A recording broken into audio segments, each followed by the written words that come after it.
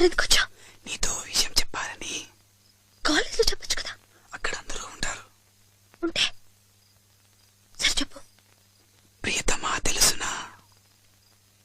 ఏంటో వినపెట్టలేదు. ప్రియతమా తెలుసునా నా మనసు నీదేనని, హృదయమా తెలుపనా నీ కోసమే నేనని, కనుపాపలు రూపమే నీవ